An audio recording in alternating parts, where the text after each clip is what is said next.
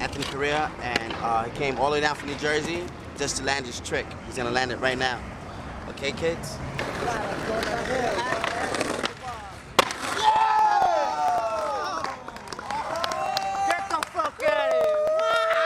What I told you, motherfuckers? I think it's really sick that probably the two most iconic spots in skateboarding in the late 80s, early 90s, both happen to be Brick Plaza spots. One, the Embarcadero in San Francisco, which is just on the other side of the ferry building, which in so many ways is like the symbol of San Francisco as a port city. And the other, the banks under the Brooklyn Bridge on the Manhattan side, literally underneath or in the shadow of the Brooklyn Bridge, which is in many ways the symbol of New York City and its aspirations.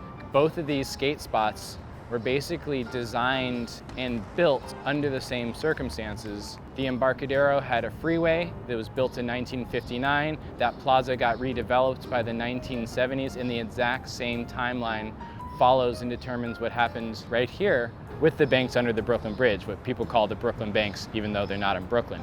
So like any great work of architecture or skate spot, you gotta ask, like, why was this built? Why in 1883 did they need to connect Brooklyn and Manhattan with this giant bridge? John Roebling was a German immigrant who arrives in the United States in the 1850s. He is really interested in engineering and designing suspension bridges, and he basically pitches this idea of building this massive structure spanning almost a mile across the East River to connect these two great cities. At the time, Manhattan was the largest city in the United States, and Brooklyn was the fourth largest, but they weren't part of the same city until 1898. One of the reasons that Roebling wanted to pitch this idea is because he also owned a steel cable company, and these steel cables would be the sort of reticular webs that would support the weight of this bridge. This being 1883, this was horse-drawn carriages, this was trains in the middle, and above the roadway was, of course, a pedestrian walkway, which is still intact. So fast forward to the early 1970s, and that's when the design for this plaza is put into place. Why build a park right here? And like, what are you trying to achieve? I mean, you can, one, see how challenging it is actually to skate here. I mean, the bricks are smooth, but there's a lot of them, and they run in different patterns. There was this kind of ethos in the early 1970s of trying to sort of soften some of these harsh urban plazas. You know, if you look at like when a lot of these schoolyards in Southern California are actually built, it's the exact same era as these banks are built. And they're maybe built for the same reasons. They're built to, one, sort of decorate the landscape, two, to provide some kind of place for like neutral and open-ended play for kids who might venture down underneath the Brooklyn Bridge, and three, they kind of repeat the natural contours of the land itself.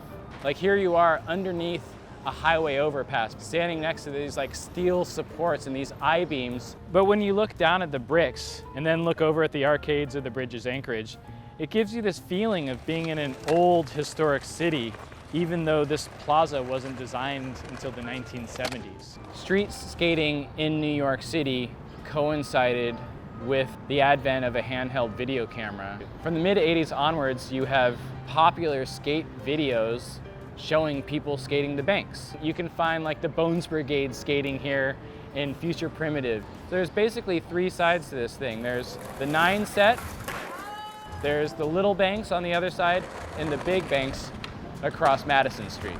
If you want an idea of the relationship between the 9 set and the big rail and the big banks, watch Jamie Thomas's opening line in Welcome to Hell. He strings a line between this rail to the big rail moving through the basketball courts. The only part missing in that one clip is the little bank and the bump over the highway divider on the other side. If you skated down to the Brooklyn Bridge in Lower Manhattan in the early 90s, you were gonna find people skating at this bank. As skateboarding develops, the spot provides. In the early 90s, the thing was doing technical flip tricks on the little bank, and so most people skated there. As skateboarding moves from doing tricks on the banks and going back into the banks, it moves towards doing tricks over the wall and into the street.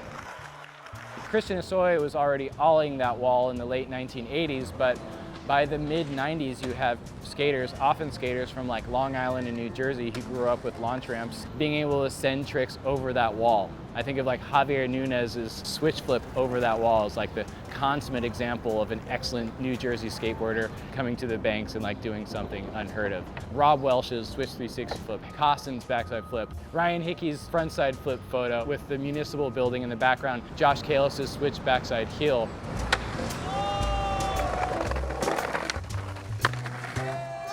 The city's attempt to skate stop that wall only pushes someone like Mike V to do a grab over the fence on top of that wall from the banks. People continue to find new ways to skate, even the small banks, before people start moving to the 9-stair. Like I just saw this footage of Mark Gonzalez doing a board slide down the 9-stair rail, a different version of that rail, in 1987. You have Danny Way nose sliding it and breaking his board. Probably one of the most iconic tricks that's ever been done down these stairs is Brian Wenning's switch 360 flip at the end of Photosynthesis. And of course, there's also the big banks. You have Stevie's frontside flip, Stevie's switch 360 flip. Numerous things being done into that much bigger bank, which is basically above head high at the top. Almost every square inch of New York City feels like it has some kind of potential. And I think that that's the coolest thing about the banks is like at a certain point people stop skating or it's impossible to skate the small banks. Like after September 11th, this entire corridor was turned into a parking lot for NYPD. People really weren't fucking with the banks for a few years. And so then you have people like Jake Johnson's fakie heel down this 9-stair or his like Wally to tail slide on the edge of the Brooklyn banks. Because it's here, it gets used somehow. And I'm looking at just one of these pillars that has been recently painted, like it's been Wallied 100 times already. Every square inch is significant because it's at this spot. And it's very likely that if possible, someone's gonna find a way to skate everything here. Spots like this have this significance because these are not the most perfect spots. These are spots that are covered in bricks and full of cracks and there's bird shit and wood and trash and they stink and they're under freeways. These are unwelcoming places for anyone but skaters. But we skateboarders, whatever we do here is significant within our culture because we're skating on hallowed ground. We're skating a stone's throw from Brian Wenning's switch 360 flip. We're skating at places that like the Bones Brigade skated, that Harold Hunter skated. Like the physical remains of our culture and how radical it is tied to the bricks themselves in spots like this.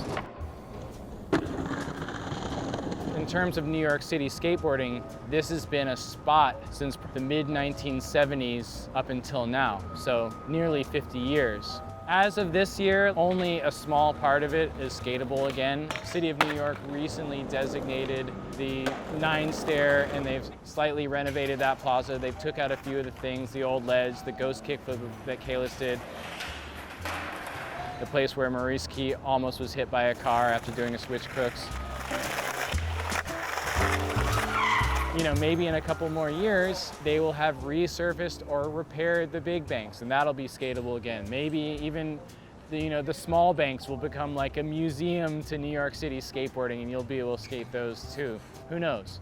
No matter what this spot has or doesn't have or offers or doesn't offer, kind of the thing that sells this spot is the legend of the spot. It's all the amazing people that came to this spot and did tricks over the wall or on the banks or strung together lines and learned how to skate this spot.